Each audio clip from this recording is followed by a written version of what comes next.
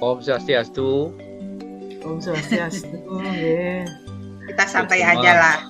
Semua Ibu Bunda, semua Ibu Dr. Lukartini sudah berkenan hadir di Balai Banjar kita. Sangat luar biasa. Saya ingin bertanya ini sekarang. Bagaimana sebenarnya kondisi daripada danau ya? Karena kita sering dengar nih sekarang sudah dengan perkembangan teknologi, ekonomi yang demikian pesat.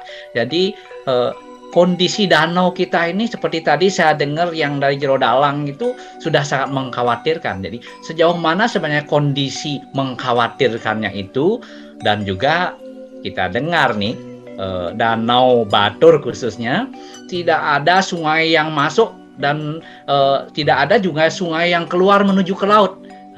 Nah, hal ini bagaimana ini kondisi ini? Apakah hal ini juga berpengaruh? Dan juga yang paling penting, karena beliau ini adalah pakar ya, melakukan penelitian, pastilah kita akan mendapatkan fakta tentang danau-danau di Bali dan khususnya Batur. Nah, ini bagaimana kondisinya kira-kira niki, Bu Dokter? Mohon ini dijelaskan kepada Kerama Banjar supaya kita jadi mengetahui. Mohon. Begitu Bu Ayu. Terima kasih. Jadi kita diskusi niki, nggih. Yang pertama sebenarnya keempat danau kita adalah cekaman terkungkung namanya ya. Jadi tidak punya inlet dan tidak punya outlet. Nah, ini sebenarnya Batur ini kalau kita berbicara tentang Batur terutama karena danau yang lain, ketiga danau yang lain itu sebenarnya tidak ada kerambah ya, dan danau Batur ini ada kerambah. Jadi kalau kita menghitung berapa jumlah kerambah yang boleh di Danau Batur, yaitu harus berdasarkan inlet dan outlet. Nah, karena tidak ada inlet dan outlet, artinya Q-nya 0 ya.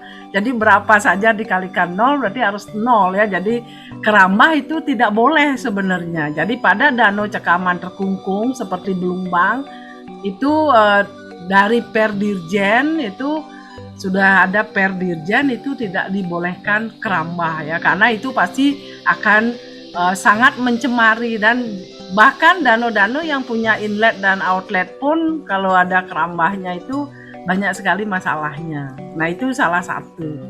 Nah, sudah itu yang kedua juga di sekitar danau kita, keempat danau kita ada pertanian yang konvensional yang menggunakan pupuk kimia dan pestisida kimia. Nah, ini juga menyumbang residu dari pestisida itu masuk ke dalam badan air, karena ini air danaunya letaknya di bawah ya. Sudah itu yang ketiga ada perambahan hutan yang alih fungsi hutan dari hutan menjadi lahan pertanian. Nah, ini juga tanahnya juga terjadi erosi masuk ke dalam danau ya. Nah, Danau Batur terutama yang ada kerama, juga Danau Bulian yang sebenarnya namanya Danau Bulian kalau dilihat dari peta dulu ya, tapi karena diplesetkan mungkin menjadi Buyan ya. Jadi Bulian sebenarnya, makanya pura Ulun Danunya namanya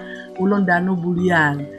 Nah, ini menyebabkan sekarang dari hasil penelitian dari BWS, ya, karena ada kajian dengan pengukuran batimetri 2013 dalamnya danau 88 ya.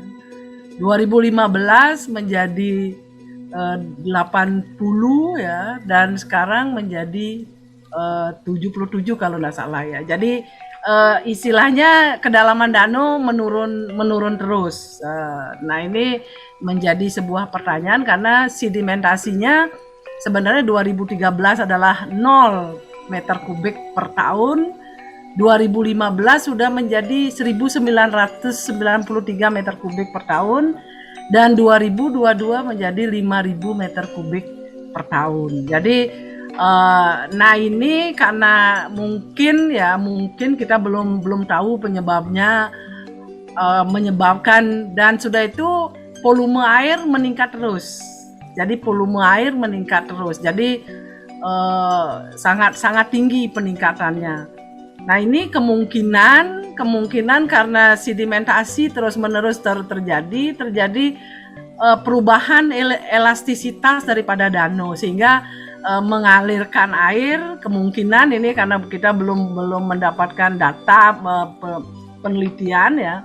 Jadi kenapa airnya meningkat terus? Karena kedalamannya juga berkurang. Sudah itu elastisitasnya, karena kalau kita lihat dari beberapa mata-mata air itu banyak sekali yang mengecil ya, yang mungkin ini disebabkan oleh elastisitas danau.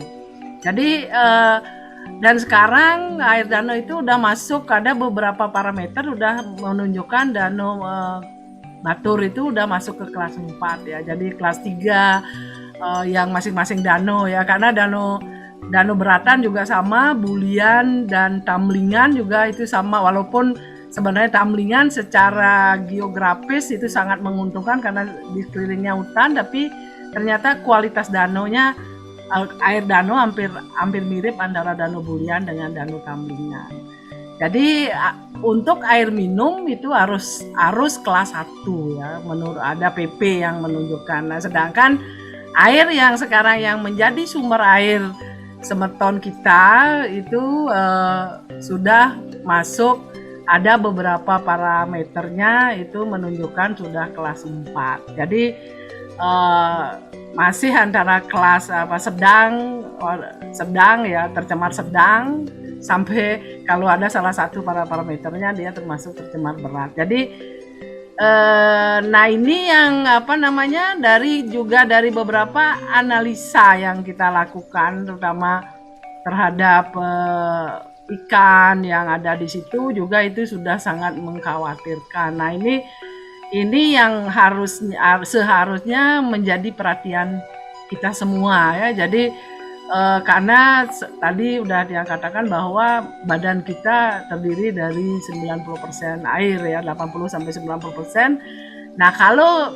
airnya tidak kelas 1 ya, ini akan sangat berbahaya untuk ke depan, dan residu pestisida. Jadi Bapak Gubernur sebenarnya sudah meletakkan dasar yang luar biasa ya dari visi misinya, dan pergubnya juga ada pergub yang tentang perlindungan sumber-sumber air, yaitu bahwa semua di sekitar daerah yang ada mata airnya itu harus pertanian organik, dan sudah itu ada perdanya.